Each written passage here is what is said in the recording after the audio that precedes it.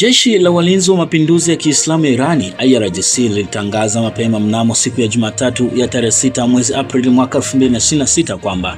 vitengo vya jeshi la wanamaji na wanaanga wa IRGC vimefanya msururu wa operesheni zenye mwelekeo wa pamoja na zenye mwelekeo wa athari dhidi ya kamandi, vituo vya uendeshaji, vifaa na miundombinu ya kijeshi ya Marekani pamoja na ile ya utawala wa Kizayuni wa Israel kuanzia asubuhi mapema mnamo siku ya Jumatatu, wakati wa wimbi lao la 98 la operesheni ya Ahadi ya Kweli namba 4, yani The True Promise 4. Katika awamu ya kwanza ya operesheni hiyo, vikosi vya wanamaji vya IRGC vililenga zaidi na kwa usahihi meli ya shehena ya Israeli ya SDN7 kwa makombora ya cruise ambayo yalisababisha meli hiyo kushika moto mara baada ya kuharibiwa. Aidha, taarifa hiyo ilibainisha kuwa maeneo ya kaskazini na kusini mwa Tel Aviv, vituo vya kistratejia vya Haifa, makampuni ya kemikali na viwanda vya Beersheva na eneo la wanajeshi wa Israeli huko Petah Tikva viliweza kushambuliwa kwa usahihi na makombora ya balistiki ya Irani,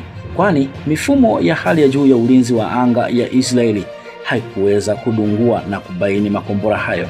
Aidha, IRGC pia ilisema kuwa meli ya kijeshi ya Marekani ya LHA-7 ambayo ina zaidi ya wanajeshi 5,000 na wanamaji ndani yake, pia ikiwa imebeba helikopta kadhaa, iliweza kupigwa na makombora ya cruise missile na kuilazimisha meli hiyo kurejea nyuma ndani ya bahari ya Hindi kuelekea kusini.